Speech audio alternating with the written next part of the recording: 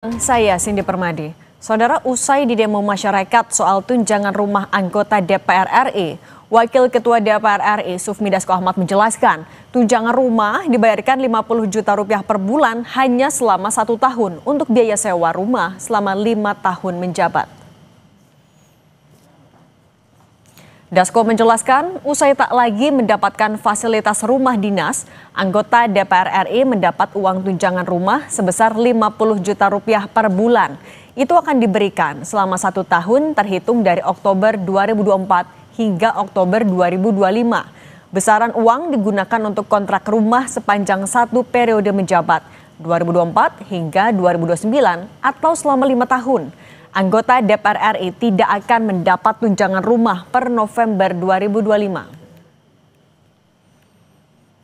DPR itu mendapatkan tunjangan perumahan setiap bulannya 50 juta dari bulan Oktober 2024 sampai dengan bulan Oktober 2025, yang mana uang tersebut akan dipakai untuk kontrak rumah selama masa jabatan anggota DPR 5 tahun, yaitu selama 2024 dan sampai dengan 2029. Jadi setelah Oktober 2025, setelah bulan Oktober 2025, anggota DPR itu tidak akan mendapatkan tunjangan kontrak rumah lagi. Masa pengunjuk rasa memadati area sekitar gedung DPR sejak pukul 10 pagi, Senin 25 Agustus 2025. Polisi menyebut setidaknya ada 6 elemen masyarakat yang ikut serta dalam unjuk rasa dengan salah satu agendanya menolak kenaikan gaji dan tunjangan anggota DPR. Aksi massa kemudian diwarnai kericuhan setelah adanya 1 motor yang dibakar. Sebagian pengunjuk rasa berlarian. Sejumlah polisi bermotor lalu datang untuk memecah kerumunan. Aksi berkembang menjadi perusakan sejumlah fasilitas di area gedung DPR, diantaranya fasilitas pintu masuk motor. Massa bahkan memecahkan kaca dan pos penjagaan. Seorang pengunjuk rasa menilai gaji dan tunjangan yang diterima anggota DPR tidak sesuai dengan kinerja mereka selama ini. Hari ini mereka digaji dengan tinggi, tapi kebijakan-kebijakan yang harusnya pro terhadap rakyat dia tidak lakukan. Namun mereka mempercepat RUU yang pro terhadap oligarki hadir menemui masa aksi. Karena kemarin statement daripada Bu Puan Maharani mengatakan, silakan datang ke gedung DPR, pintu terbuka lebar untuk menyampaikan kritik dan saran. Maka hari ini kita konkretkan, kita yakinkan, kita datang di sini dibuka. Namun kita lihat bersama-sama, kita dibenturkan dengan pihak kepolisian. Anggota Komisi 2 DPR RI dari fraksi Partai Golkar, Ahmad Irawan mengatakan, tunjangan yang diterima untuk mempermudah anggota dewan memperjuangkan warga yang ada di daerah pemilihannya. Apa yang ditransfer ke masing-masing anggota DPR, ya sebenarnya kembali ke masyarakat juga, karena tunjangannya adalah tunjangan dalam konteks memperjuangkan aspirasi masyarakat dan kepentingan daerah pemilihan gitu. Direktur Eksekutif Lingkar Madani Ray Rangkuti berharap DPR segera mengubah aturan soal pemberian tunjangan, karena selama ini masyarakat merasa DPR bukanlah wakil rakyat. Mestinya wakil-wakil rakyat kita yang ada di DPR itulah orang yang pertama kali merasakan bagaimana kesulitan yang dialami oleh masyarakat kita hari ini gitu ya. Bagaimana keresahan bisa menjalar begitu cepat di tengah masyarakat kita terkait dengan begitu banyak ya persoalan-persoalan yang dihadapi entah dari publik. Aksi unjuk rasa ini seharusnya membuka mata para anggota dewan untuk lebih memperjuangkan aspirasi masyarakat. Tim Liputan Kompas TV.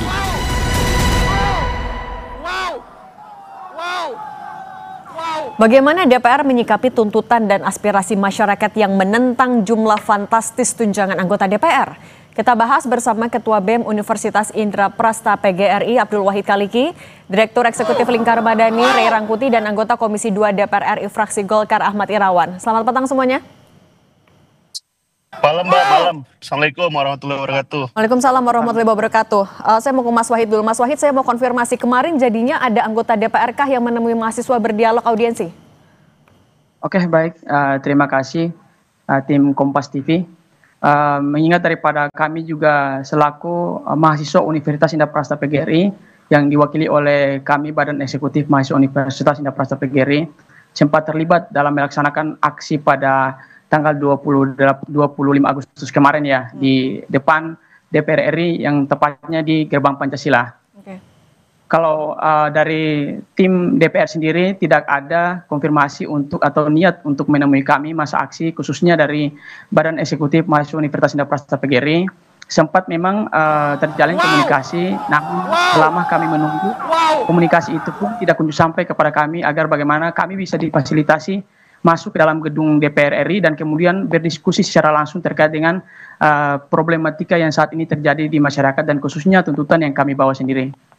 Oke, kalau gitu saya mau ke Mas Irawan. Mas Irawan, katanya kemarin belum ada nih pertemuan, tapi demo kan tidak hanya di Jakarta, hari ini juga ada di Medan. Salah satu disoroti adalah soal tunjangan. Gimana sih DPR menindaklanjuti dari aspirasi?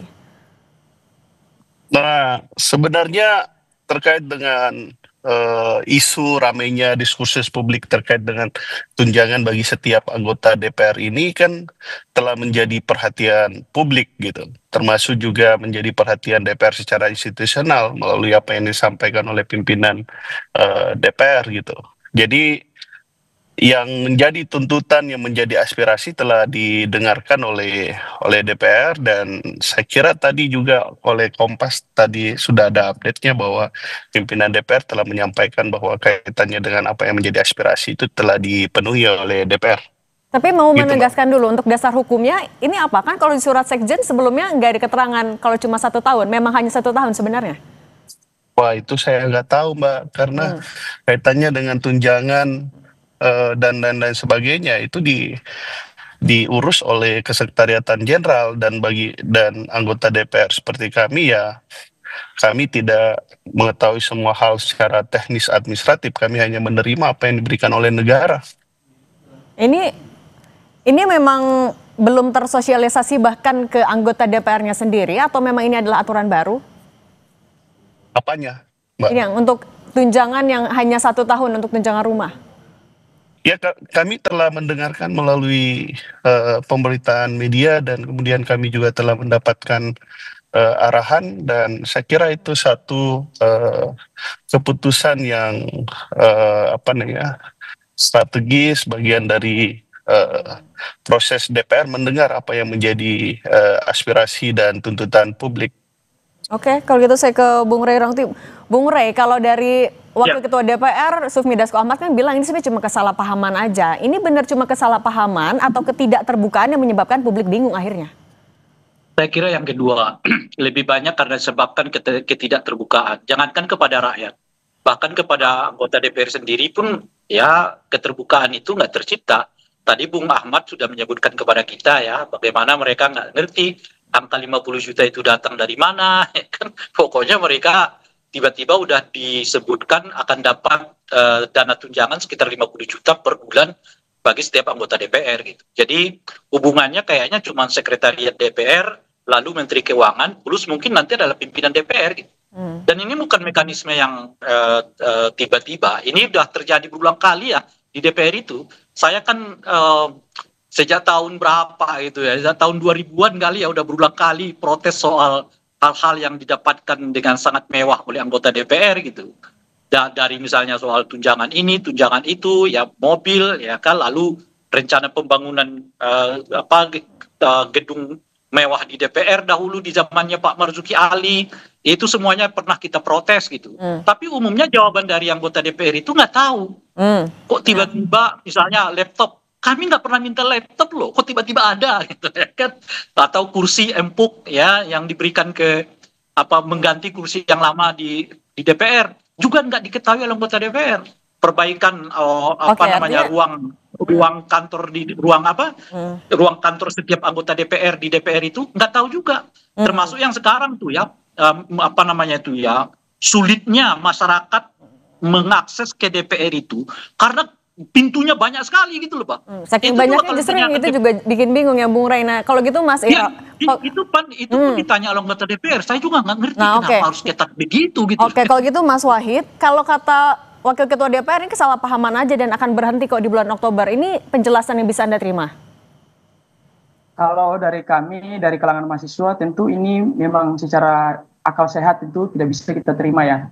Karena mengingat informasi memang harus mendalam dan keterbukaan terhadap semua publik yang ada di Republik Indonesia, khususnya di lingkungan masyarakat dan mahasiswa. Sementara tadi dari salah satu anggota DPR juga yang Bang Ahmad ya, yang sudah mengatakan bahwa dari mereka sendiri saja tidak mengetahui hal tersebut. Nah, ini menjadi keraguan tersendiri. Apakah memang itu langsung diputuskan oleh pimpinannya, ataukah memang ada persetujuan dari pihak-pihak anggota DPR lain yang memang karena Bang Ahmad tidak mengakses informasi secara penuh, akhirnya dari beliau sendiri tidak mengetahui hal tersebut. Nah, kalau dari kami, saya ingin mengklarifikasi. Jadi bukan saya tidak mengetahui, tapi kaitannya dengan hak-hak administratif, keprotokoleran dan lain sebagainya itu menjadi wilayah kesekjenan gitu loh. Oke, Gitu. tapi kan Mas Irawan, ini kan juga adalah sesuatu yang ini berasal dari uang negara yang diterima juga oleh anggota parlemen. Ketika itu tidak diketahui kan kita juga butuh kepastian. Artinya tapi tunjangan apa saja sebenarnya yang diterima? Kalau misalnya memang tunjangan rumah itu diberhentikan sampai Oktober, kejelasan gimana sih Mas? Nah, itu yang kami sampaikan, yang ingin kami menyampaikan terima kasih atas apa yang diberikan oleh negara kepada kami dalam rangka menjalankan tugas, fungsi, dan kewenangan kami gitu.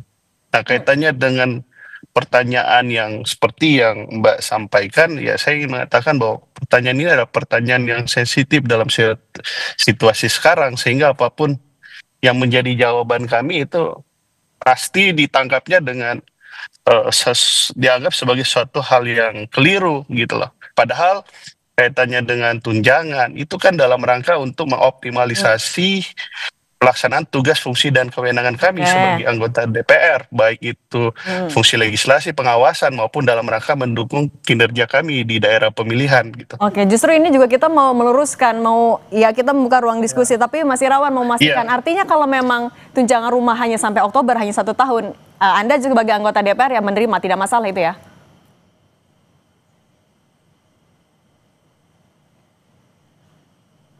Mas Irawan bisa dengar? Oke. Mas Irawan. Ya bisa. Oke. Tadi kepotong gimana? Artinya tapi kalau memang cuma sampai bulan Oktober 1 tahun saja tunjangan rumah, Anda tidak masalah? Ya itu kan kami ini kan anggota DPR. Kami mengikuti apa yang kemudian diputuskan bersama antara pemerintah dan DPR. Dan sebagai satu institusi negara, anggota dari sebuah institusi negara, ya kami mensyukuri saja apa yang diberikan oleh negara, yaitu yang kami terima gitu loh. Namun perlu yang kita ketahui bahwa kita butuh parlemen yang kuat dalam rangka untuk melaksanakan check power itu, check and balances itu gitu. Oke, kalau gitu. Itu saja. Oke, Bung Ray Rangkuti, tapi sebenarnya gimana sih harusnya parlemen menangkap, merespons dari gelombang protes ini? Tapi jangan dijawab dulu, kita akan lanjutkan lagi saja. Tetap bersama kami di Kompas Petang. Bung Ray Rangkuti, ini kalau melihat respons dari Wakil Ketua DPR Sufmi Dasko Ahmad, ini sebenarnya hanya respons untuk menenangkan saja, atau ya memang ini adalah kebijakan udah jelas? Ini gimana sih kalau Anda melihatnya? Nah, itu yang perlu ya, kan semua keputusan itu harus ditandai dengan surat menyurat ya, hitam di atas putih lah.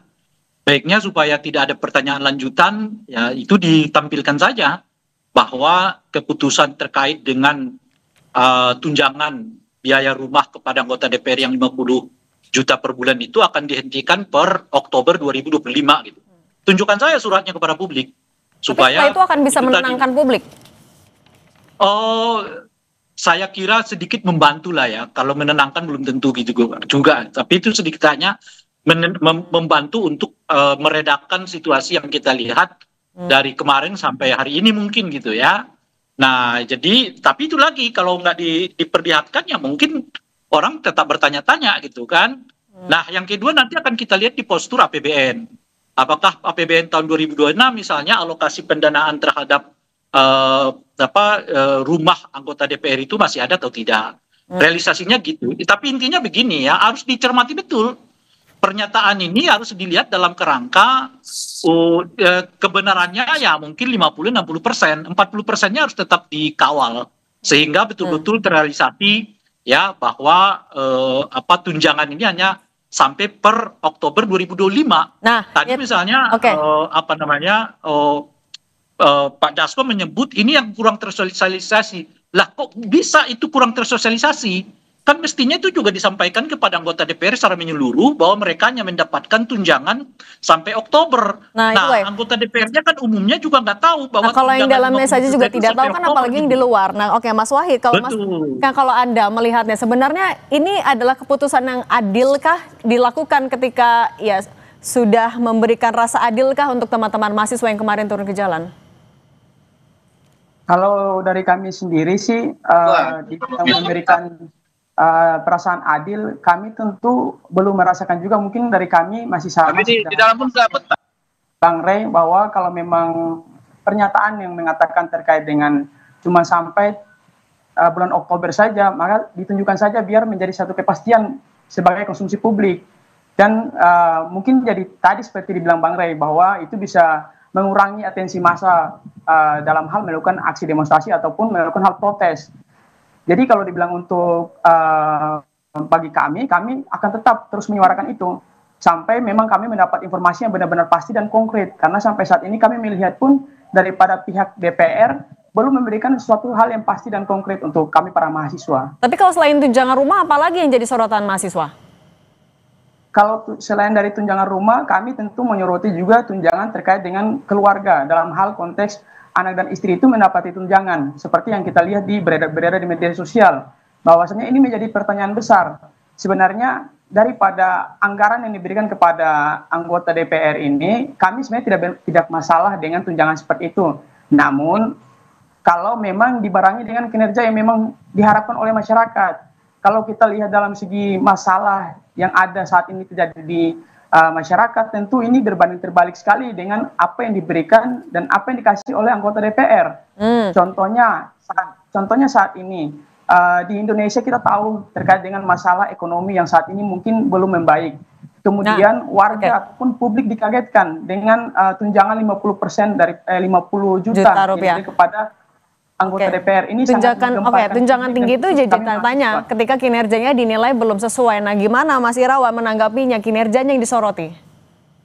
Ya, makanya kami melihat bahwa kritik yang disampaikan oleh publik, kritik yang disampaikan oleh teman-teman mahasiswa adik-adik kita itu sebenarnya lebih merupakan gambaran atas harapannya terhadap DPR harus bisa melakukan pengawasan yang efektif terhadap pemerintah, terus meningkatkan kualitas legislasinya dan lain-lain sebagainya. Jadi kami lebih melihat itu sebagai satu gambaran itu proses aksi hari ini, bahwa harapan terhadap DPR ya itu sangat tinggi, dan itu kami ucapkan terima kasih atas segala perhatian yang diberikan oleh publik dan teman-teman. Kalau gitu realisasinya gimana? Realisasi dari harapan tinggi itu gimana? Kalau mbaknya mengikuti, hampir tiap hari ada rapat-rapat check and balance terhadap program-program pemerintah dilakukan kepada DPR. Tapi saya ingin menyampaikan dua hal. Satu, bisa jadi bahwa kritik tersebut atau apa yang disampaikan termasuk oleh mbaknya, mungkin kan tidak mengetahui sehari-hari mengikuti day to day apa kemudian yang dilakukan oleh DPR setiap harinya. Bahwa kualitas kinerja pemerintah hari ini juga itu tidak terlepas dari apa yang pengawasan dilakukan oleh DPR. Yang kedua ya mungkin karena a priori gitu. Jadi bahwa apa yang dilakukan oleh DPR salah gitu. Kenapa? Karena tidak percaya terhadap institusi DPR. Itu yang kemudian dan ke depan yang akan kita perbaiki, memperbaiki kepercayaan publik terhadap DPR. Nah salah satu untuk memperbaiki kepercayaan itu Mas Irawan, ini juga untuk mengklarifikasi. Artinya dalam waktu dekat juga DPR akan membahas soal tunjangan yang dinilai memberatkan di tengah protes, akan ada pengurangan tunjangan misalnya? Mbak, saya sekali lagi ingin menyampaikan bahwa terkait dengan hak-hak administrasi, hak protokoler, dan lain-lain sebagainya yang memang telah menjadi hak yang telah diatur dalam undang-undang, itu menjadi wilayahnya kesekjenan untuk kemudian bisa memberikan jawaban yang jelas dan pasti terkait dengan hak-hak yang diterima oleh DPR. Kami anggota DPR kan hanya bekerja apa yang menjadi tupoksi kami, di luar tupoksi kami ya tidak kami kerjakan gitu. Oke, kalau gitu Mas Ahmad Irawan, Bung Rey Rangkuti, dan Mas Abdul Wahid Khaliki, terima kasih sudah berbagi di Kompas Petang. Sehat selalu semuanya. Saudara, usai jeda kami akan kembali dengan informasi polisi membenarkan salah satu otak penculik